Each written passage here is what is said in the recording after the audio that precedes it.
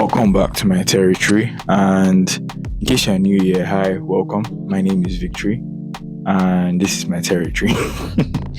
Love saying that. So I want to ask a short question real quick, or a few questions. So, have you ever been that child that had so many ambitions, even whilst being a child? Like so many ambitions, so many I want to be this, I want to be that scenarios, right? And not just because of what you are, maybe like a curious child, but like just because you had so many skills at once that there was nothing to focus on. Yeah, or there was nothing you would want to focus on because you don't want to indulge in everything, of course. Well, yeah, that's where we are today, and that's what we're going to talk about: the life of a multi-potentialite. So,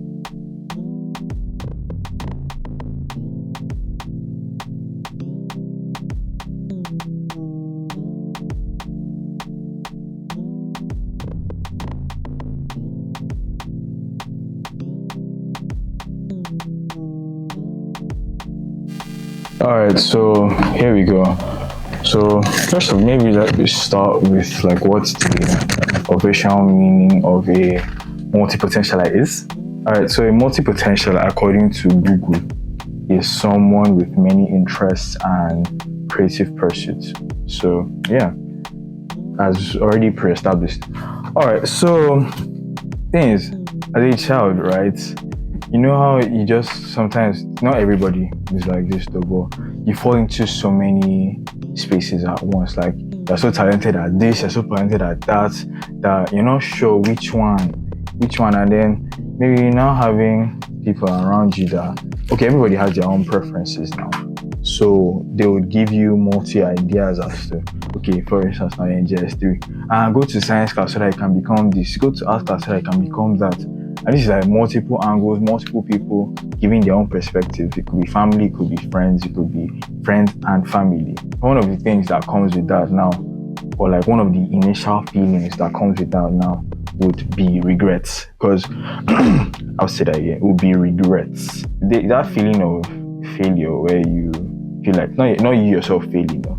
Yeah, you yourself failing and failing other people. It's like they are not living up to the expectation they have for you.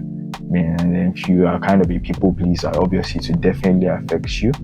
So yeah, and then the regrets of that, the fear is not exactly regrets on its own. It's more of the had I known type of thing that you are now in doubt. Like, what if I had, maybe you're in a time in your life now that you feel like, what if you had followed an alternate life route, that things would have been better. Maybe for instance now, if you had the potential to study art science, and now in your mind like that this art class that I went to now, that I'm doing international relations or something like that I should just go to science class so I can go and study medicine or nursing. Like well, fear valid, but nah. So yeah, it's always very natural to have this kind of regret. So in case so you're not alone, but yeah, that aside, that's just one of the things. The people, everybody's trying to push their own idea onto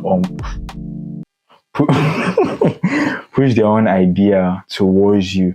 Like, do this, do that, or like, oh, you go and study law so I can become a lawyer, and you make money, and like you make money. Okay, so you make money, but at the risk of your health, at the risk of your mind, at the risk of going mad, at the risk of running crazy. Or go and study medicine so I can become a doctor, or go and do engineering, or go and do this one just because you're like heftily intelligent in that way, or you just have art skills and they're trying to force you to do everything at once, right?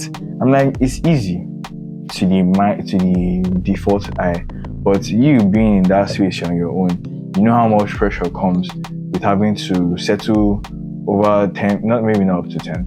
That's exaggeration. Maybe like 5 people's feelings at once. It's plenty and it's hard. If it's something that you don't really solve early, it makes you very reluctant to independent decision making. Like, and I say this because it's very relatable for me, Sha. So it's like before now, now I work by the assignments from our Father in heaven. So now it's like things are in your front, but then you have very many options to choose from when it comes to like life-changing decisions, literally. But it makes it so hard because you're already feeling like, if I choose this one now, I'm probably going to make a terrible mistake, because like the amount of what ifs just flying around, terrible and plenty. So yeah, relatable, and I get it. So yeah, it's just one of those things. But at the end of the day, just pray that you make the right decisions. Just don't try to keep into any unnecessary pressure, because sometimes the pressure could be unnecessary. Plus, most of the pressure is just from feels, because they see you doing it, having a future in it. But to be fair, you're studying a course that you have no interest in. It's either you give up in between, or you just, if you are smart like that, you continue to the end and pass, but then you'd have no interest in the degree. But at the end of the day, what's the point in studying the course? I mean, to be fair, in some, particularly in our country like this, studying the course, you know how you won't let you just study anything, especially being the fact that it's 4 years. So 4 years or 5 years or 6 years, depending. So just studying something that wouldn't really be worthwhile at the end, either by the course itself or the time spent, especially when it's not something you don't enjoy. It's going to be harsh, but then again, sometimes we fall into circumstances like that, so no hard feeling. And then it also gets to that point where it's like you start comparing so much, because you now see maybe people that have taken the other choices that you would have most probably taken, and then they look happy, they look successful, but yeah, and you now start questioning yourself as to if only, why didn't I, if only. Start comparing your life, but like there's no need to do that, because choices are choices. In one way or the other, it's to work out for you, right? So yeah, just the life of being somebody with many options to take from. But yeah, that's just it. So just take your time and do what works for you.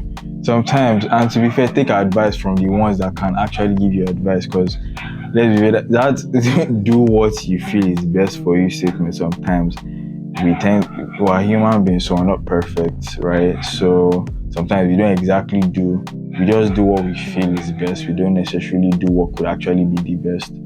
So yeah, just pray for discernment, really. So anyways, yeah, it's been your boy once again. See you in the next one. Bye. Wait, sorry, share,